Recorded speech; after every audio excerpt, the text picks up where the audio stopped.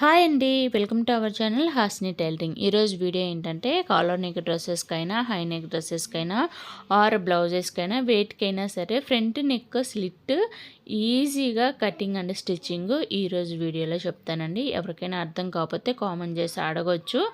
నా మెథడ్లో ఈజీగా చెప్తాను, ఓకేనా? ఎవరైనా మన ఛానల్ కొత్తగా చూస్తున్నట్లయితే ప్లీజ్ మన ఛానల్ని కొంచెం సపోర్ట్ చేయండి, ఓకేనా? ఇప్పుడు వీడియోలోకి వెళ్ళిపోదాం. వీడియోలోకి వెళ్ళిన తర్వాత ఇక్కడ నేను డబల్ ఫోల్డింగ్ మీద ఈ క్లాత్ తీసుకొని డబల్ ఫోల్డింగ్ మీద 11 ఇంచులకి మార్కింగ్ వేసుకున్నాను, ఓకేనా? మనకి స్లిట్ మనం ఎంత పెట్టుకుంటాం ఫ్రంట్ మ్యాక్సిమం అంటే 8 ఇంచెస్ ఆర్ 9 ఇంచెస్ 10 ఇంచెస్ లోపే పెట్టుకుంటాం. కాబట్టి నేను మన స్లిట్ కంటే ఒక 2-3 ఇంచెస్ ఎక్స్ట్రా ఉండేలాగా పెట్టుకొని కట్ చేసుకుంటున్నాను అనమాట. ఇక్కడ వెడల్పు వచ్చేసి 3 ఇంచెస్కి మార్కింగ్ వేసుకొని కట్ చేసుకుంటున్నాను. ఈ పొడవు అయితే మనము స్లిట్ని పట్టి తగ్గించవచ్చు, పెంచవచ్చు. వెడల్పు అనేది 3 ఇంచెస్ కంపల్సరీ ఉండాలి, ఓకేనా? ఇప్పుడు right side wrong side marking వేసుకోండి, ఓకేనా? Right side wrong side marking వేసుకొని ఇటు సైడ్స్కి ఉంటుంది కదా, సైడ్స్ ఒక 1/2 ఇంచు టేప్ మెజర్మెంట్తో అయితే ఒక 1/2 ఇంచు ఫోల్డింగ్ చేసుకొని ఐరన్ చేసుకోండి. ఇటు సైడ్ అటు సైడ్ 2 సైడ్స్ అయితే ఐరన్ చేసుకోవాలి. ఎందుకంటే స్టిచ్ వేసామనుకోండి ఆ స్టిచ్చెస్ అనేది గలీజ్గా కనిపిస్తాయి అన్నమాట.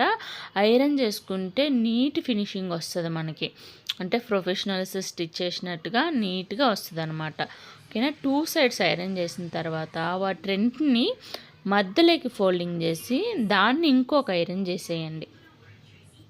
ఇంకోసారి ఐరన్ చేసేసుకోండి.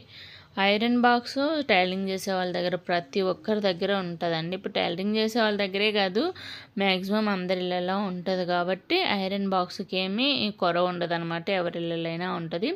ఇప్పుడు చూడండి నీట్గా వచ్చింది కదా. మనం స్టిచ్ చేస్తే ఇంత నీట్గా అణిగినట్టు రాదనమాట. సో ఐరన్ చేసుకుంటే మనకి నీట్గా స్టిచ్ చేసేకి వస్తుంది. ఇప్పుడు డ్రెస్ తీసుకొని అటు సైడు ఇటు సైడు కరెక్ట్గా పట్టుకోండి. అంటే చంకల దగ్గర మనం కాట్లు పెట్టుకుంటాం కదా, కరెక్ట్గా పెట్టుకొని ఫ్రంట్ నెక్ దగ్గర ఒక కాటు పెట్టుకోండి. ఫ్రంట్లో మధ్యలో ఒక కాటు కంపల్సరీ పెట్టుకోవాలి. పెట్టుకున్న తర్వాత మీరు నెక్ డౌన్ ఆ స్లిట్ ఎంతవరకు కట్ చేసుకొని స్టిచ్ చేసుకోవాలనుకుంటున్నారో అంతవరకు కింద మార్కింగ్ వేసుకోండి. నేను 8 ఇంచెస్ లెంత్కి మార్కింగ్ వేసుకున్నానండి. వేసుకున్న తర్వాత ఒక 1/2 ఇంచ్ యువతలకి ఒక లైన్ అయితే డ్రా చేసుకున్నాను. ఇది మనము స్లిట్ స్టిచ్చింగ్ చేసేటప్పుడు ఈ లైన్ అనేది మనకి బాగా యూజ్ అవుతుంది. అట్లాగే మిడిల్లో కూడా ఒక లైన్ అయితే డ్రా చేసుకోవాలి. 1/2 ఇంచ్కి ఇటు సైడు మిడిల్లో ఒక లైను, ఇంకొక లైన్ వచ్చేసి అటు సైడు 1/2 ఇంచ్కి మా గ్యాప్ ఇచ్చి అటు సైడ్ కూడా ఒక లైన్ అయితే డ్రా చేసుకోవాలి. ఇలా డ్రా చేసుకున్నారనుకోండి మీకు కొంచెం అటు కొంచెం ఇటు కాకుండా పర్ఫెక్ట్గా వస్తుంది అనమాట స్లిట్ మీరు స్టిచ్చింగ్ చేసేటప్పుడు, ఓకేనా? 1/2 ఇంచ్ అనండి, ఎక్స్ట్రా తీసుకోకూడదు. 1/2 ఇంచ్ అయితే మనకి కరెక్ట్గా వస్తుంది అనమాట స్లిట్. ఇప్పుడు మనం మార్కింగ్ వేసుకున్న తర్వాత మిడిల్లో మనం మార్కింగ్ చేస్తాం కదా డ్రెస్కి, అక్కడ కట్ చేసుకోండి.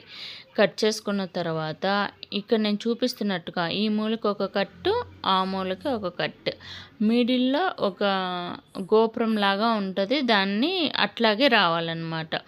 మనం ఎక్కడ దాకా అయితే మనం మార్కింగ్ వేసుకుంటామో అక్కడ దాకే కట్ చేసుకోవాలి, అవతల సైడ్ కట్ చేసుకోకూడదు, ఓకేనా? ఇప్పుడు మనం ఐరన్ చేసి పెట్టుకున్న క్లాత్ని తీసుకొని యాజ్ టీజ్గా ఇప్పుడు నేను వీడియోలో చూపిస్తున్నాను కదా, అట్లా పెట్టేసుకొని మనం మార్కింగ్ వేసుకున్నాం కదా, ఆ మార్కింగ్ మీద ఆ క్లాత్ లోపలికి, అంటే మన డ్రెస్ క్లాత్ని మనం ఐరన్ చేసుకున్న ఆ క్లాత్ లోపల మధ్యలో పెట్టేసి స్టిచ్చింగ్ చేయాలన్నమాట. అంటే అటు సైడ్ ఇటు సైడ్ రెండింటి మీద స్టిచ్చింగ్ పడుతుంది. ఎందుకంటే జరగదు కదా, మనం ఐరన్ చేసి పెట్టాం కాబట్టి జరగదు, కరెక్ట్గా స్టిచ్ పడుతుంది.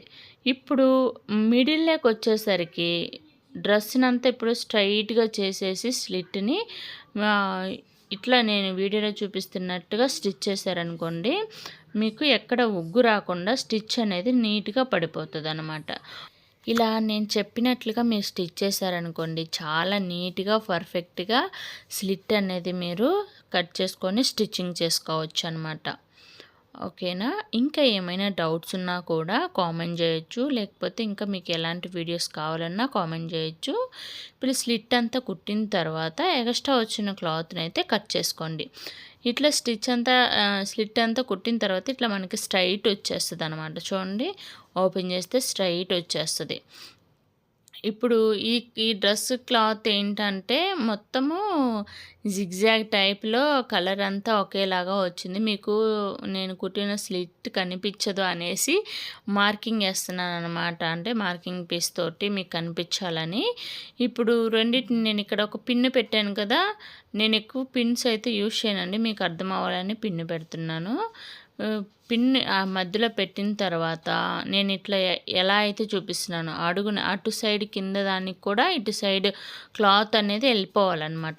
వెళ్ళిపోయిన తర్వాత ఇట్లా మనం కింద మిడిల్లో ఏదైతే ఉంటుందో దానికాడ ఒక మార్కింగ్ వేసుకొని ఇట్లా మనం ఏలు పెట్టేసి మీ ఇట్లా కిందకి ఒకసారి అనుకుంటే మనకి ఆ షేప్ అనేది స్లిట్ కింద షేప్ ఉంటుంది కదా, పైన అటు సైడ్ ఇటు సైడ్ స్లిట్ కుట్టడం ఈజీయే, కింద సైడ్ వచ్చేసరికి కష్టం అనమాట. ఆ గుబ్బ ఏదైతే ఉంది ఇప్పుడు నేను చూపిస్తున్నాను కదా, అది కొంచెం ఇట్లా కిందకి అన్నారనుకోండి పర్ఫెక్ట్ షేప్ అనేది వస్తుంది. ఆ గుబ్బ ఒక్కోసారి ఏంటంటే ఆ మిడిల్లోకి రావాల్సిన షేప్ అటు సైడ్ ఇటు సైడ్ జరుగుతుంది అనేసి నేను కింద మార్కింగ్ అయితే వేసాను అనమాట.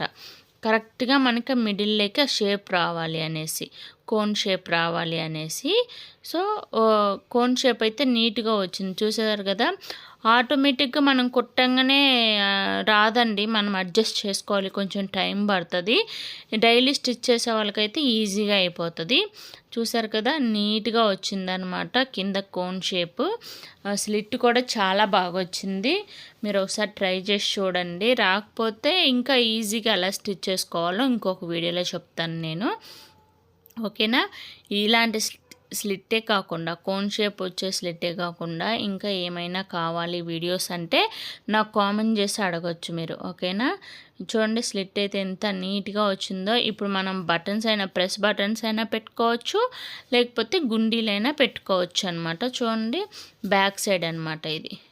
చూసారు కదా. ఐ హోప్ ఈ వీడియో మీకు నచ్చిందనే అనుకుంటున్నాను. నచ్చితే కంపల్సరీగా ఒక లైక్ అయితే ఇచ్చేసేయండి అబ్బా.